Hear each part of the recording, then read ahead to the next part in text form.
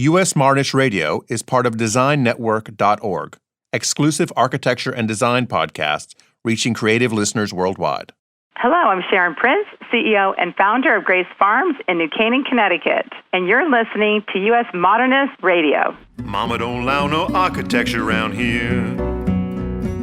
Mama don't allow no architecture around here. Oh, I don't care what Mama don't allow, gonna draw mine modern anyhow. Mama don't allow no architecture around here.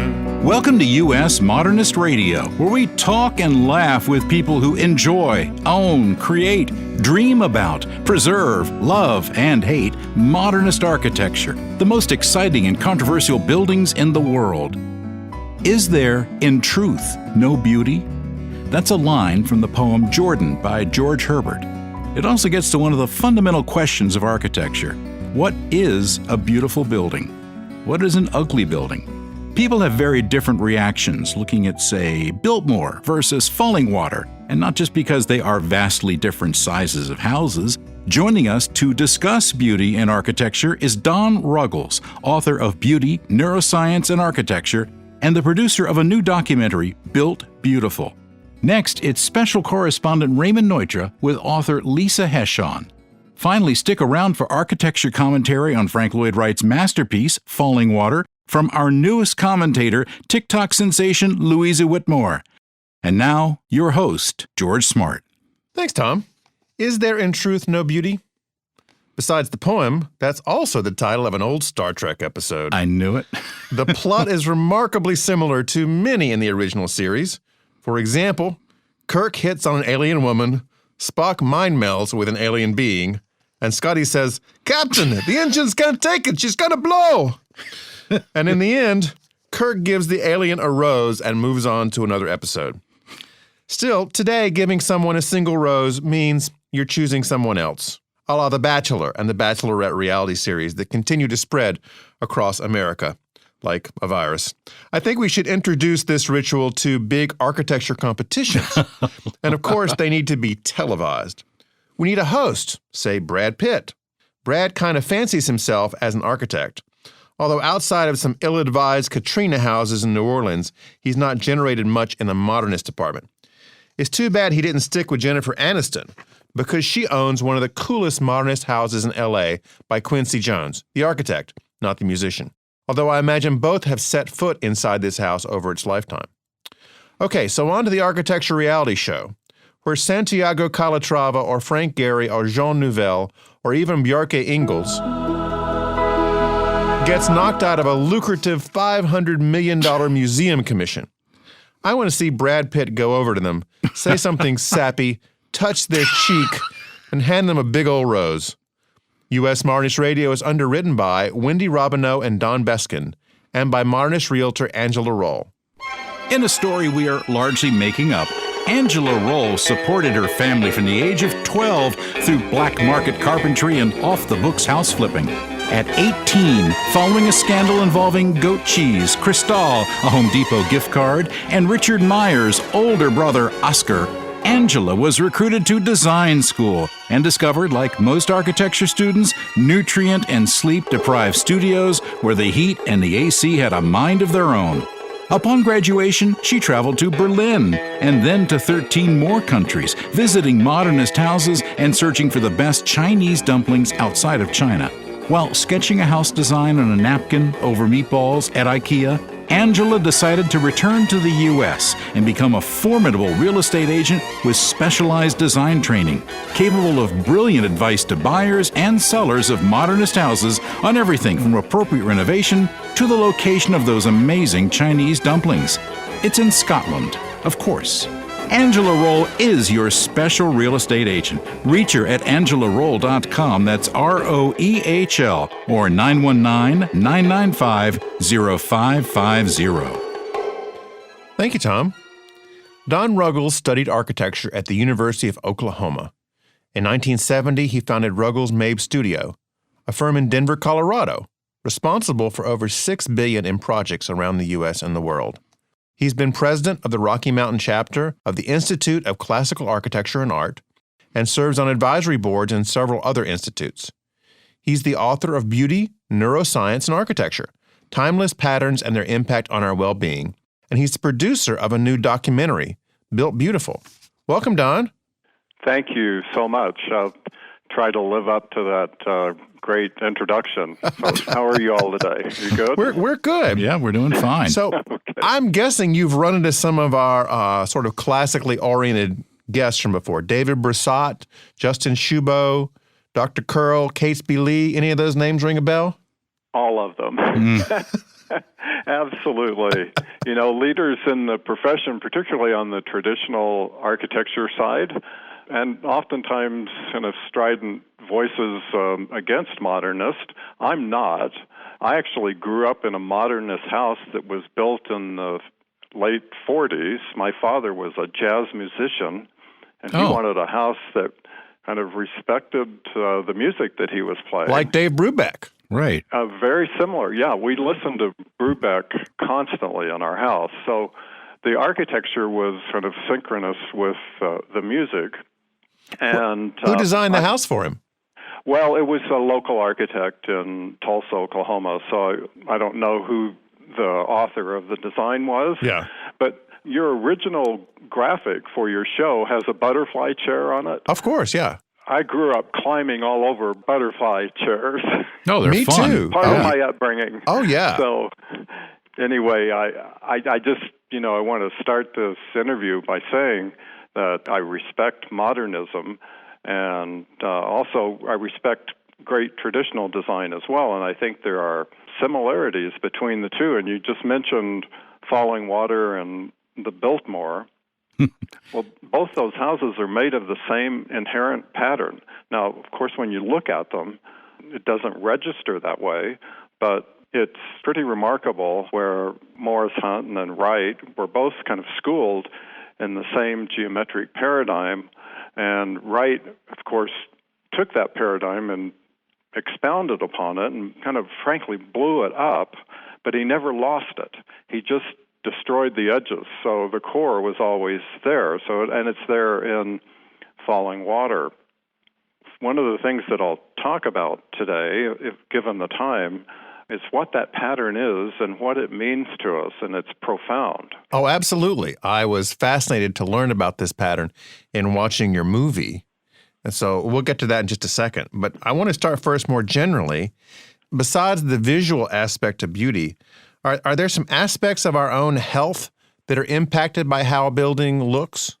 Absolutely. And this is a burgeoning field of study internationally. And I and a few other professionals here in the United States just happen to have caught the wave, frankly, at the right time. And it's really originated through the neuroscience profession. And neuroscience took major leaps forward about 20 years ago with functional magnetic resonance imaging, fMRI. And that way they can measure brainwave activity, particularly oxygen moving through your brain. Yeah, and in real time. Exactly. And this is non-invasive MRI, so it's fairly user-friendly, if you will. Yeah. So this whole thought process about connecting architecture with neuroscience, frankly, started about 15 years ago in earnest, and the Academy of Neuroscience for Architecture has been leading the way with this rigorous science to connect the two professions. And what they're finding is that a portion of our nervous system called the autonomic nervous system, which is all subliminal, so it's not your sight, Not the or conscious the part. Right. And it's made up of two components, which is sympathetic and parasympathetic inputs. And those two input types are categorized as survival and pleasure. And survival and pleasure equal, well, let's say survival is more fight or flight reaction, and pleasure is rest and relaxation. So every second of the day, we receive, most scientists have focused in on 11 million bits of information per second come into our brain from our nervous system. And 50 of those bits per second are passed on, and they actually become actions. So vast majority of the input that comes into our brain is all subliminal. And when it comes in, the brain has, number one job is to keep us alive. So survival is the number one thing. And there's so much information coming in that the brain doesn't have enough energy to process it all. So it has to break it down into categories. And the two initial categories are what I just mentioned, survival and pleasure. And survival and pleasure have a whole host of health ramifications. If you're in a survival mode, then it's adrenaline and cortisol, basically, is being issued into your bloodstream. And adrenaline activates your muscles so that you can run from danger or protect yourself, fight if you need to, or argue with somebody. And then cortisol is also issued into your bloodstream to shut down non-important bodily systems so that everything can go towards your survival. And some of those systems are reproduction and your immune system. So your immune system is actually compromised when you're in a sympathetic fight-or-flight situation. Wow. Now, the other side of that, the pleasure side, which is parasympathetic inputs, there are great health benefits to a parasympathetic state of mind. And it's very similar to meditation. It's meditation, you're trying to seek parasympathetic inputs. Well, it lowers your heart rate, lowers your blood pressure, optimizes your immune system. I mean, there's just a whole host of pluses here when you're in a rest and relaxation mode or a parasympathetic state of mind. And science is starting to connect the dots between the autonomic nervous system and architectural patterns and forms.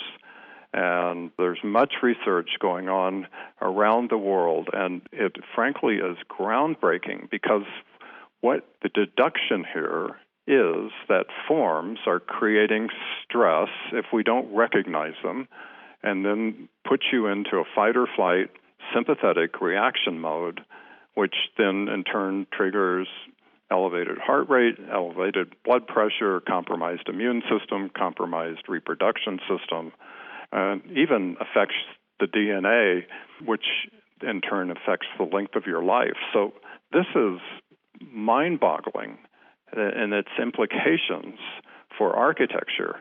And I know I'm giving you a really long answer here. Well, if you want but the DNA research is relatively recent, isn't it? This is about telomeres, right? Exactly. Yeah. Some researchers at the University of California, they wrote a book on it called The Telomere Effect. And it's just remarkable. Those are the ends of your genes. Exactly. Yeah. That's exactly. And it affects the length of your life. Right. They're like the tips on shoelaces that get worn away. Well done, Tom. Well, I'm sorry. My father was a geneticist. Oh, my God. Yeah. Well. I learned what DNA stood for when I was about 10. I'll shut up now. Well done, sir. Sure. So, Don, tell us about this graphic that you illustrate in the book and in the movie. And first, before you do that, I wanted to say that when I first heard about this, being a devout modernist, I was a little skeptical. And then I started thinking about different buildings in which I had felt uncharacteristically stressful.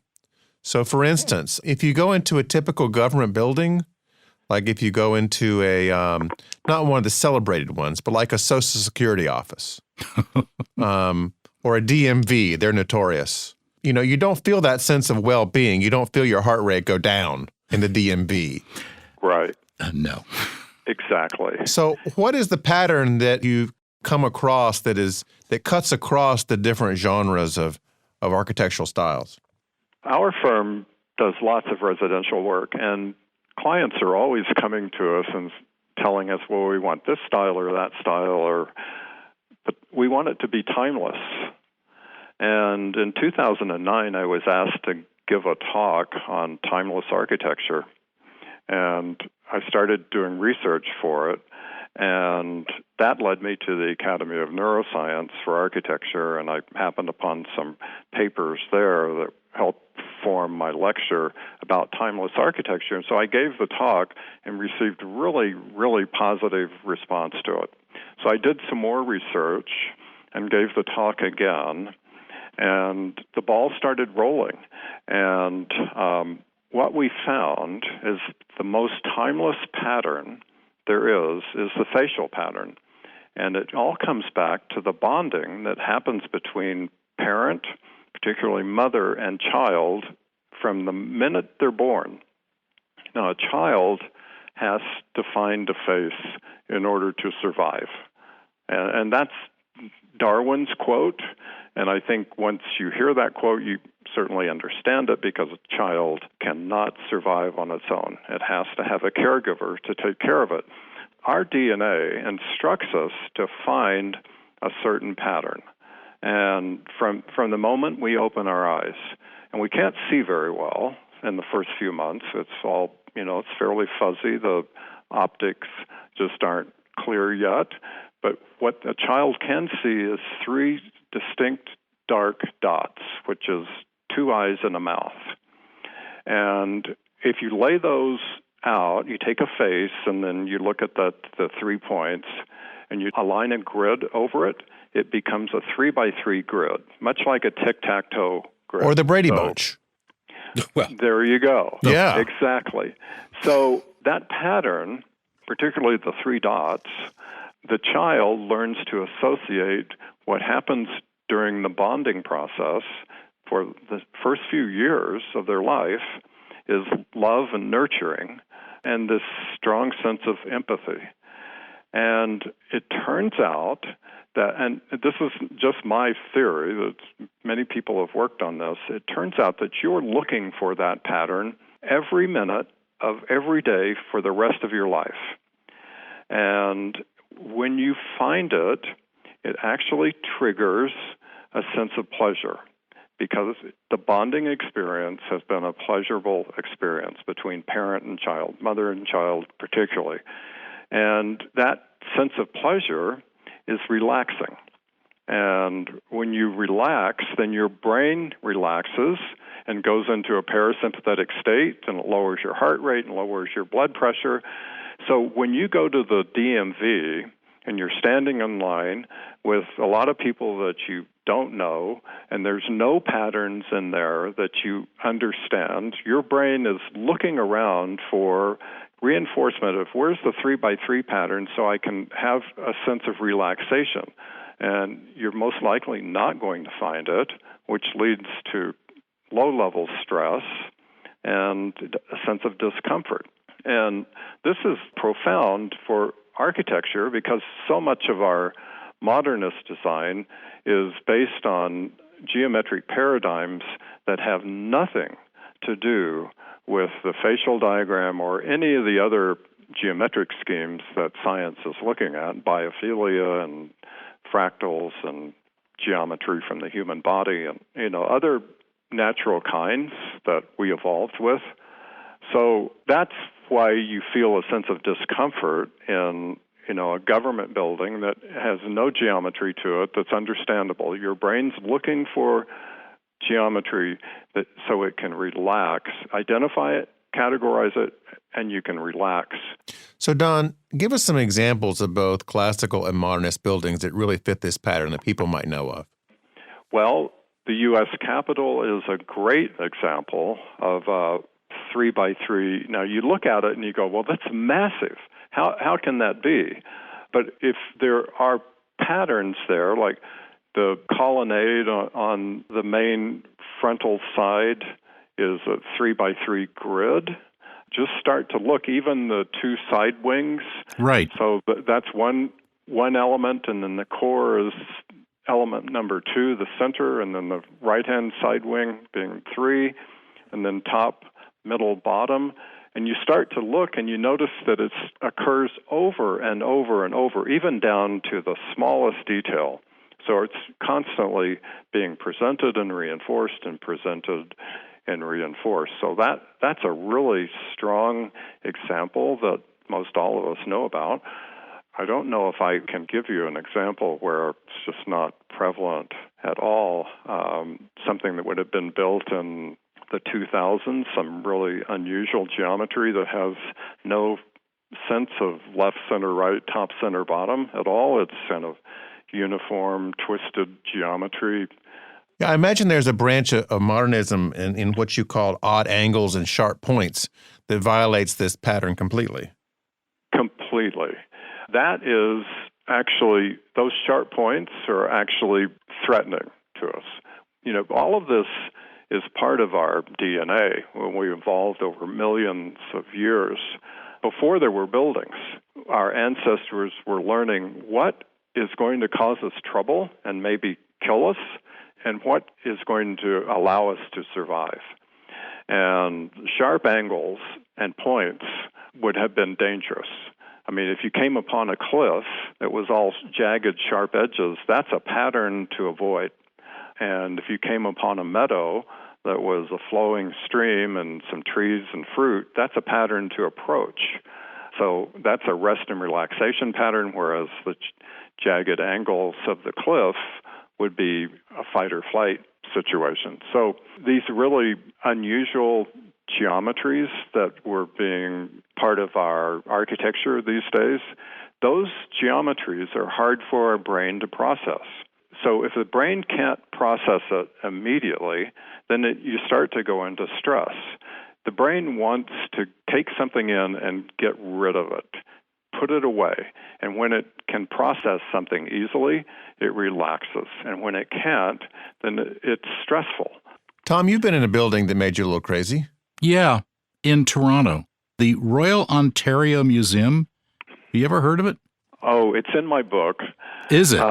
This is one of the most obvious examples of combining a fight or flight geometric pattern with, and I call it adrenalized architecture, with a parasympathetic pattern, because the original building is a 9-square idea. Yeah. When you look at it, you see left, center, right, top, center, bottom, and then the intervention of the new architecture is totally uncentered. It looks like a skyscraper crashed into it and sideways, and inside it's just as bad. We were in there, and you can't get from one gallery to the other unless you walk to the very end of these very tight angles, or then you can see the rest of the floor across a balcony, but you can't get there. It was very upsetting. Well, that's your autonomic nervous system telling you that it feels like you're in danger because it doesn't understand what it's looking at. And this is subliminal. That feeling is going to come up, rise up in you, and you go, I'm not feeling so good in here, and I'm not sure I know why. But it's your nervous system saying, well, we don't know what's going on around you, and we think you probably better get out of here because we think it's dangerous. Yeah, but where's the exit? And where's the gift shop? And where's the damn Guggenheim? I can find my way around that. Yeah. Don, another building that comes to mind, have you seen the Zaha Hadid Port Building in Antwerp? Yes. And that, too, that's in my lecture. It's not in the book, I don't think. I can't remember. And that's a unique construction on top of a 9-square building. Right. Now, when you look at it, you don't see the 9-square building at all. I mean, it's just because your eye goes straight to what's on top and go, what in the world? And I don't know if you've ever seen any photos of what I've it's been like there, inside. yes. I've been there. You have? Yeah. Oh, my gosh. Well, talk about adrenalized architecture. That would be probably one of the most prime examples ever constructed.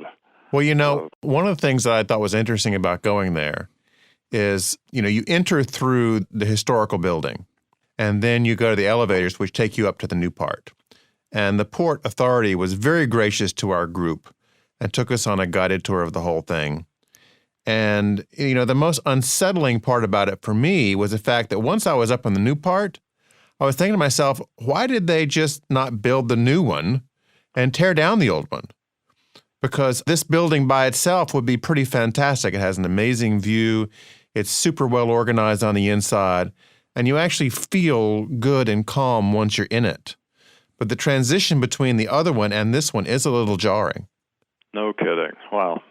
Well, hope to get there someday. Yeah, it's an absolute must-see if you're trolling through Belgium. If you want to feel stressed. Fantastic. Right. Thanks for the heads up.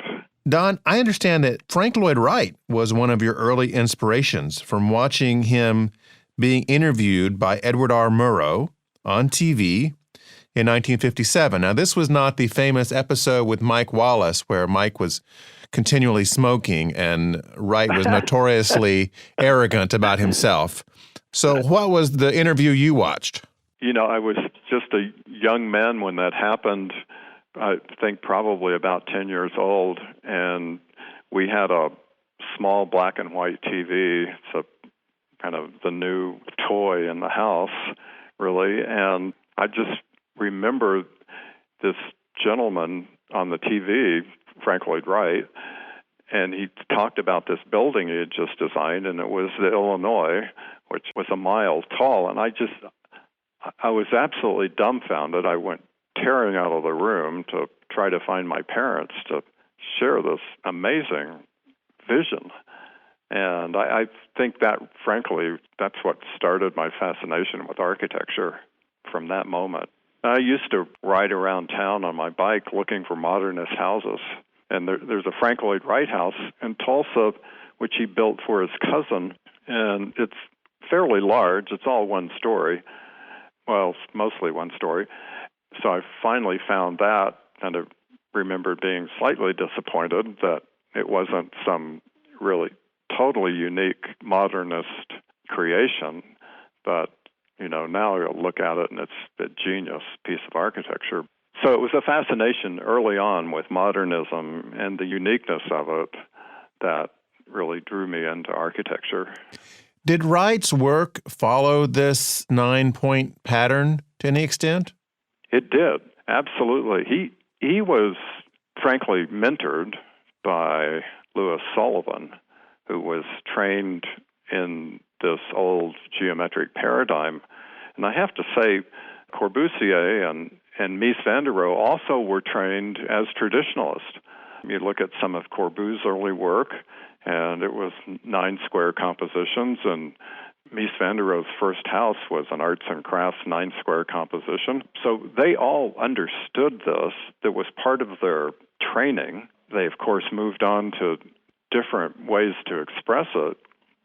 But if you look at the Farnsworth house, it's a 9-square composition. Now, it's flattened out, so instead of it being 9 equal squares, it's an elongated left to right composition, but the top portion is the roof, and the middle portion is the body of the house, and the bottom is the floor plane. And that's raised up off the ground, and then left, center, right are the structural bays of the main part of the house. And it's just plain as day. And Mies used it over and over in the Seagram building. Oh, yeah, sure. Berlin Gallery, and so did Wright. So it started out very early that he was using it in the series of homes that he did in 1910 and 20 in Chicago, just over and over and over. And then he started to experiment more and kind of exploding the corners and letting things relax, but it was always the same core idea. Tell us about the movie that you made, because most people who give great lectures don't necessarily make movies about it, but you did an excellent job. Well, thank you. We were blessed with 2 amazing professionals that helped put the entire effort together, Donald Zuckerman and Mariel Rodriguez-McGill. And Mariel's the director. She did all the filming and conducted the interviews and went over to France and the UK and up to Canada and all across the U.S., interviewing professionals that are focused on neuroaesthetics, combining neuroscience and architecture. So she just did a masterful job of pulling it together. And it's based on my book. And the premise of the movie, as is the book, is that this is information that the public should know about, not just architects. So the book and the movie are put together so it's friendly to the general public. And most of the comments that we've had from general public viewers are, this is very informative and it gives us hope that, buildings can feel better in the future. And so I think we hit the mark that this information is being presented in the movie in such a way that it's viewer-friendly. It's not just high-minded architecture. Can people find the movie or stream it now? How can they access it? Unfortunately, it's still on kind of private viewing only because we're working with an agency in Hollywood to find a distributor.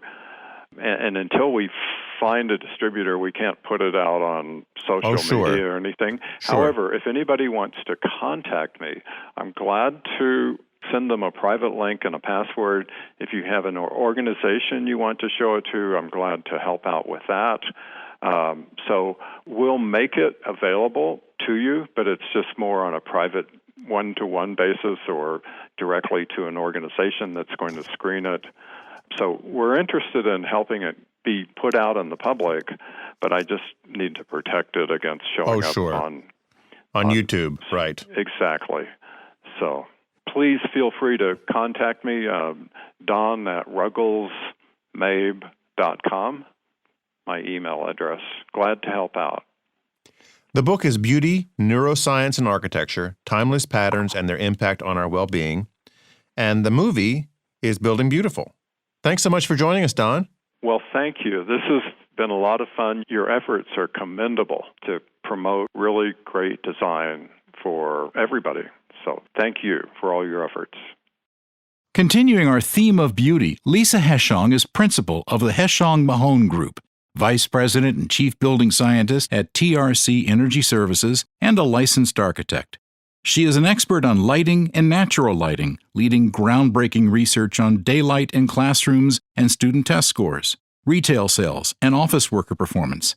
She is the author of the classic Thermal Delight in Architecture, and her new book is Visual Delight in Architecture, Daylight, Vision, and View. Special correspondent Raymond Neutra, yes, son of Richard, and president of the Neutra Institute for Survival Through Design, spoke with Lisa in California. Today I'm interviewing an architect and researcher, Lisa Heschong, about her new book, Visual Delight in Architecture. It definitely fits in with the theme of beauty. This book argues that access to natural light and access to views from the interior of a building are basic human needs, not just amenities for those who can afford it. By mixing the research with vivid anecdotes, she really holds the reader's attention. In addition to her own research, Lisa Heschong relies on more than 200 scholarly studies, and the book covers a lot of ground, ranging from our genetic kinship to zooplankton to the shrinking time that kids spend playing outdoors and its possible link to an epidemic of nearsightedness.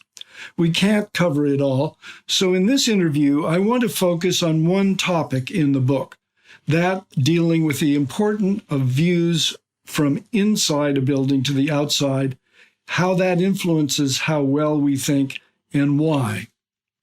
Your research, Lisa, mostly is based on light and views in schools. But for mid-century modern housing and architecture, the fans are mostly focused on residences.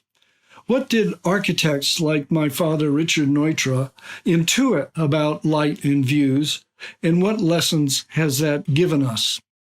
Well, I think one of the things that we all love about mid-century modern design is the fluidity between the indoors and the outdoors, the transparency created with multiple large windows, and the quality of the light inside of those spaces, which really adds to the experience and the beauty of the forms.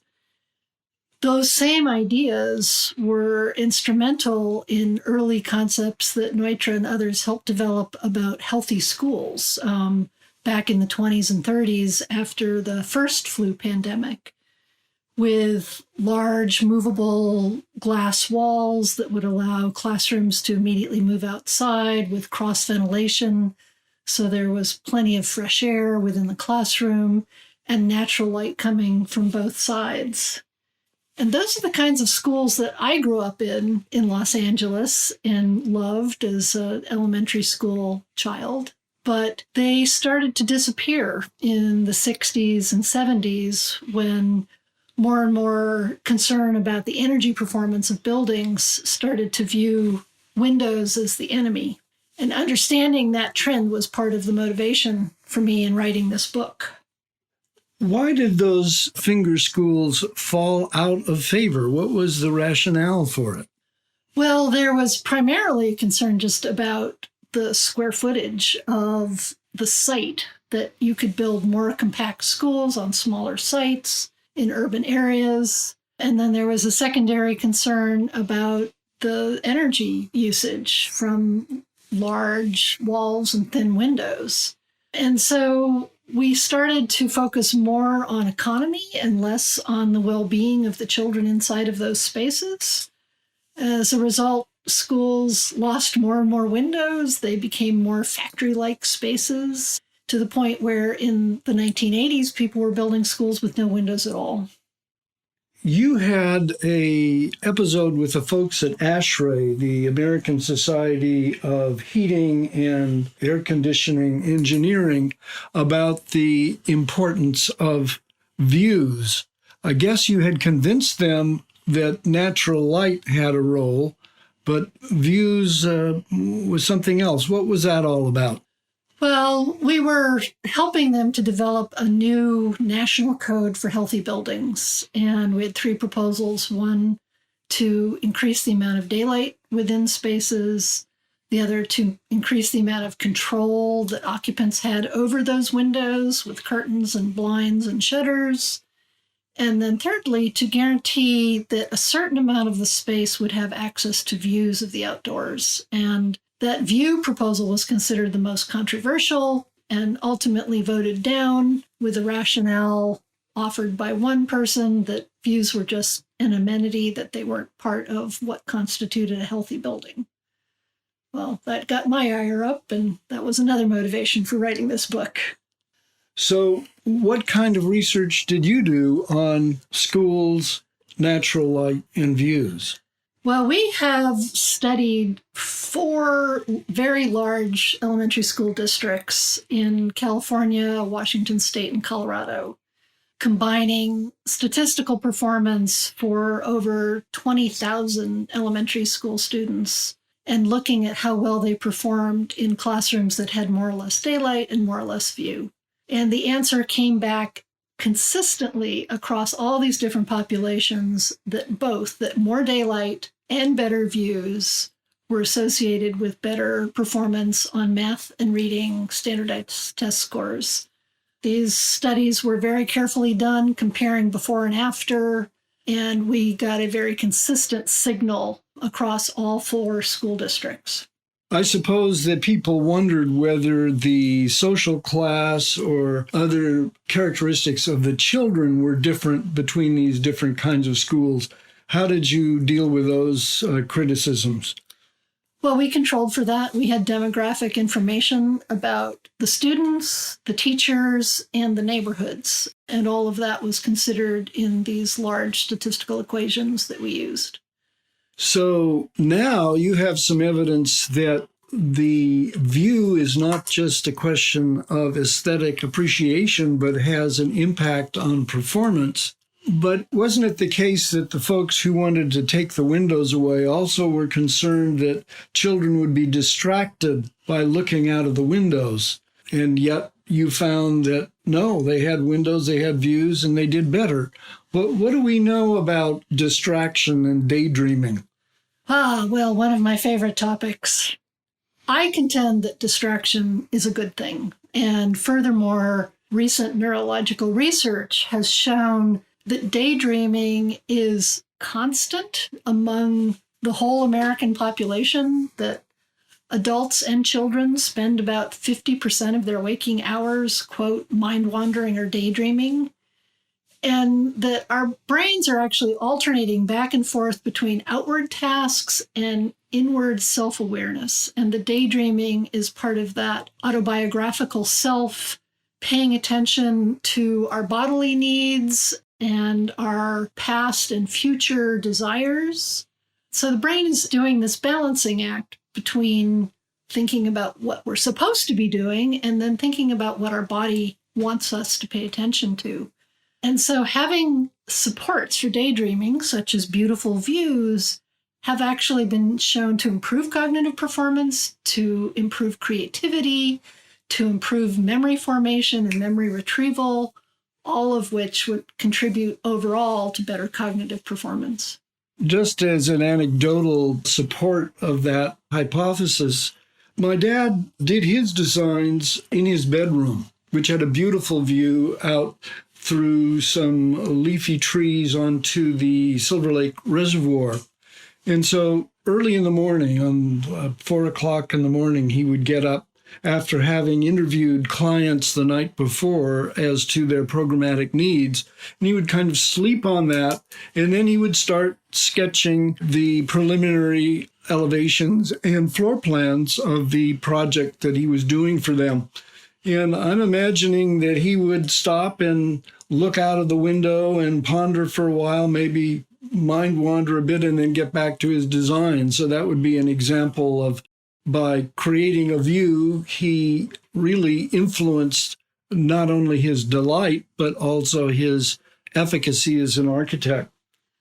Well, I think you've got two good points there. One is that first, he slept on it.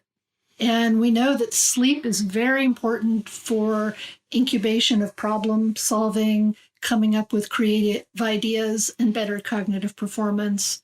And we also know that more exposure to daylight and views during the day improves the quality of sleep at night. So that's kind of a very fundamental layer. But then in addition, this ability to let your mind sort of space out into a neutral, pleasant environment, such as a view, also contributes to that ability to incubate and come up with creative solutions to problems. That's been shown by a number of researchers. So we've got those two things working together in your example and giving your father the space to come up with creative ideas. The mental space. You mentioned in your book that the electroencephalogram of people who are daydreaming is different from the electroencephalogram when they turn to more focused thinking. So in my dad's case, when he was starting to draw the actual plan, there would be one electroencephalogram, and when he was daydreaming, it would be another. And I think that you said that the daydreaming electroencephalogram had some similarities to REM sleep, a rapid eye motion sleep during sleep dreaming. Did I have that right? Well, part of the studies come from EEGs, as you mentioned, but also from the newer fMRI, functional magnetic resonance imaging of brain performance. And the fMRI studies have found this pattern, which is often referred to as the default mode network, which is how our brain is active when we're not doing an outward task. And that pattern, the default mode network, is very similar to what you see in REM sleep. And it's also very similar to this daydreaming autobiographical self pattern. So those seem to be intertwined. The research is still coming at us a mile a minute, so it's developing quickly. I think it's a very exciting area to continue to pay attention to. I was also struck by one study, I think it was in Switzerland, where they were keeping track of people who were doing focused tasks, either with a view window or without, and they were keeping track of what fraction of the time people's gaze was leaving, I think it was their computer, and looking out of the window. Do you want to talk a little bit more about that and what they concluded about it?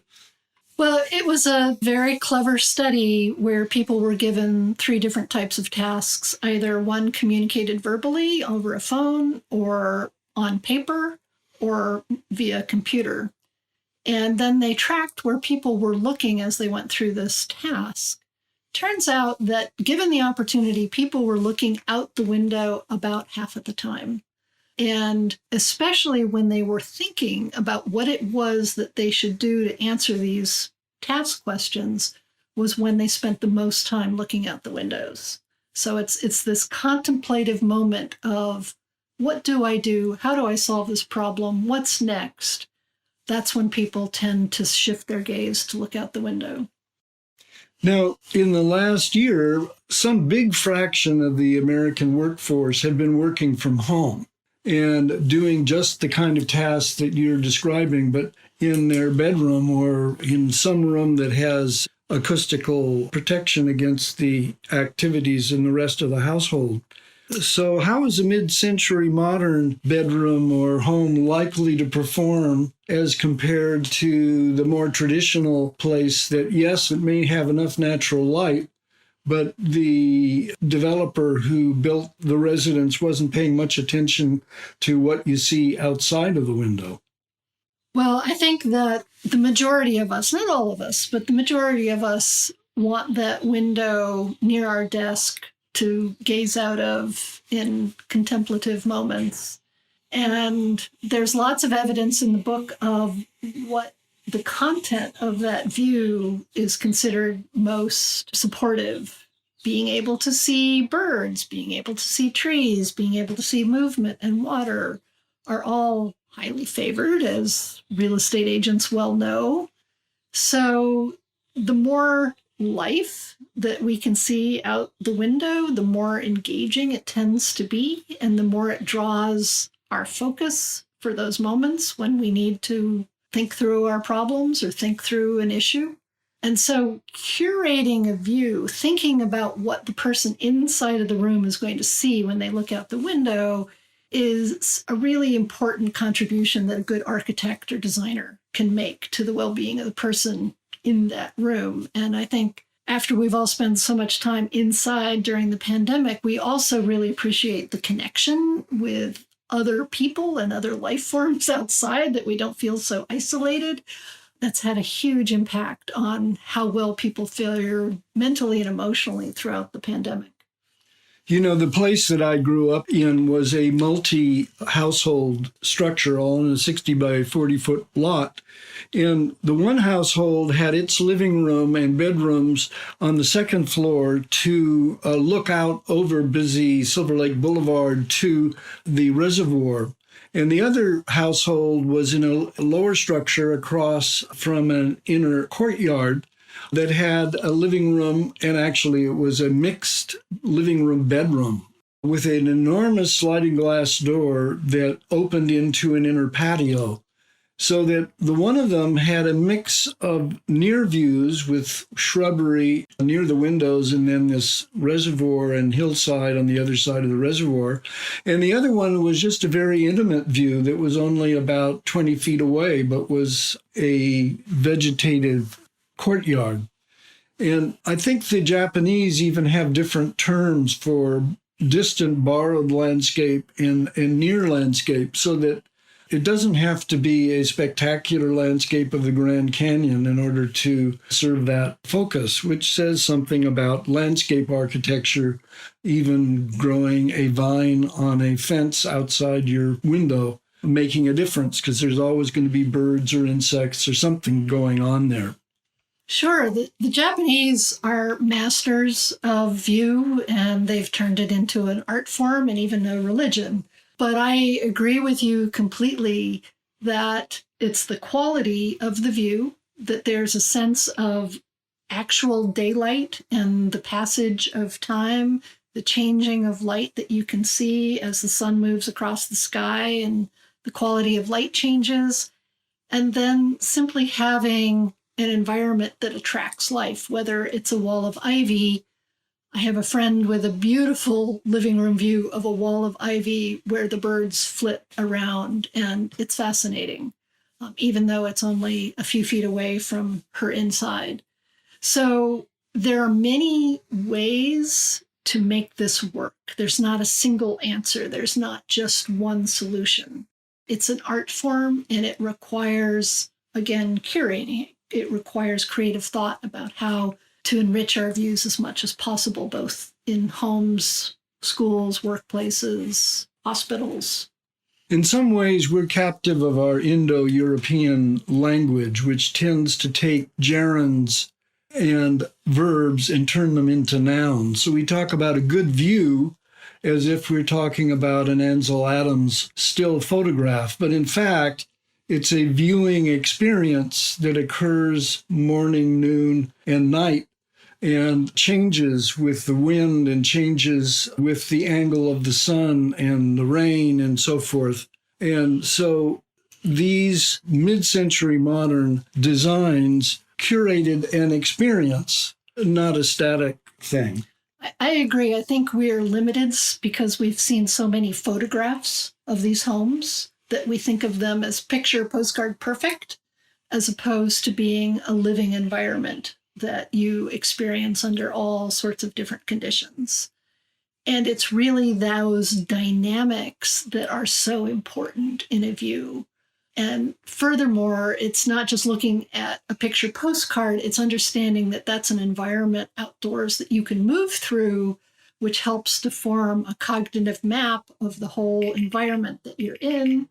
So you got into this whole topic because of a concern on conserving energy in schools by eliminating the unpredictability of natural light and views by just relying entirely on air conditioning and artificial light. Is it possible to have both the benefits, the functional and psychological benefits of natural light and views, and at the same time be energy efficient? Well, yes. So I got into this business as a passive solar design architect, which was focused on designing buildings using natural energy to provide for our comfort needs. That was the source of my first book, Thermal Delight in Architecture, and realized that in the process, I was also designing spaces that were using daylight, and that was an important aspect of highly efficient buildings. But it's important to recognize that the energy efficiency of a building can be completely independent of the quality of the light and views in the building. They're two different factors, and we can do both well. We can do one poorly, or we can do both poorly. Ideally, we want to try to balance both, and it's not a question of daylight and views versus energy performance. They can both be achieved in a really well-designed building. So this is a question of having architects and designers who are very skilled and knowledgeable and know how to marry those harmoniously and achieve both simultaneously. And this is really true of all different kinds of building typologies: residences, libraries, office spaces, even commercial spaces. You did a lot of research on the impact of natural light in big box stores, isn't that right? I did.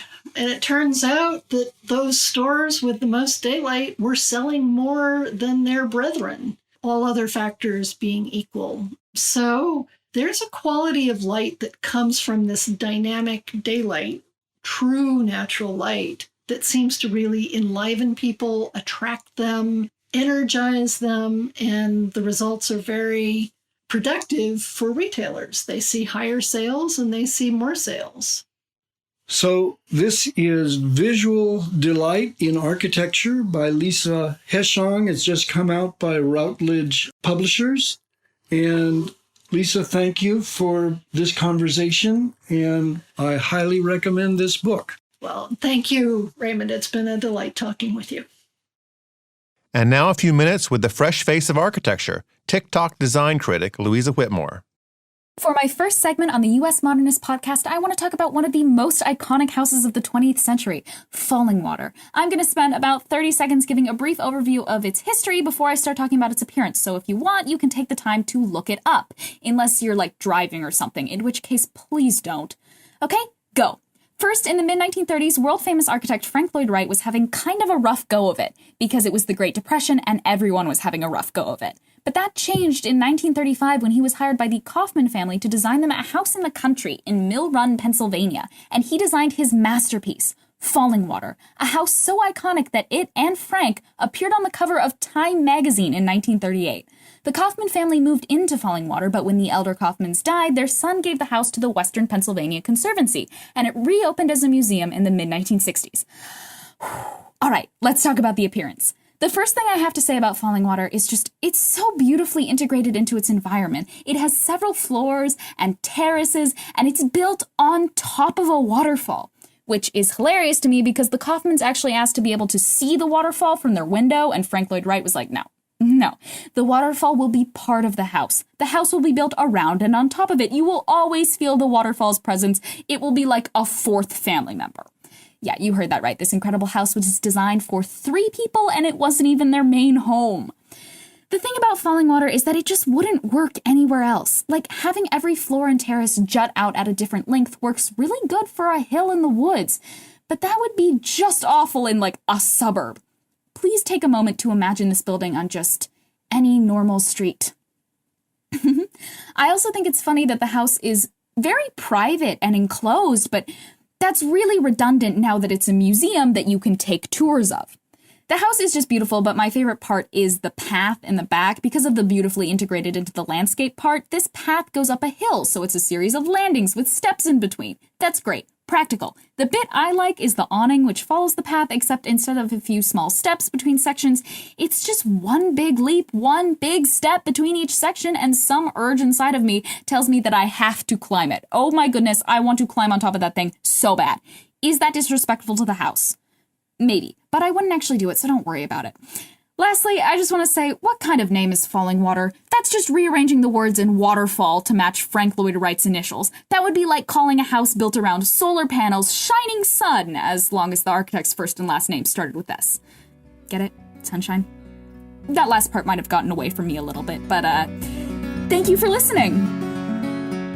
Thanks for listening. U.S. Modernist Radio is underwritten by Wendy Robineau and Don Beskin, and by Modernist realtor Angela Roll. Okay, Tom, take us out. Visit usmodernist.org's massive archives to listen to past shows, discover documentation of 8,000 significant modernist houses, and access 4 million pages of classic 20th century architecture magazines. U.S. Modernist Radio is produced by Soundtracks Recording Studios in Raleigh, North Carolina. Our theme song is performed by George Smart and Robinson Earl. Rogue archivist Carrie Cesarino researches guests while telling her mom she's taking the kids to the doctor. They've had measles, mumps, chickenpox, flu, and tonsillectomies, all from the comfort of Starbucks. U.S. Modernist Radio is a production of Modernist Archive Incorporated, a nonprofit educational archive for the documentation, preservation, and promotion of modernist residential design. I'm Tom Guild. George and I will be back soon with another lovely, gorgeous, inspiring, relaxing, and oh, you are so beautiful edition of U.S. Modernist Radio. With apologies to Joe Cocker. He's dead.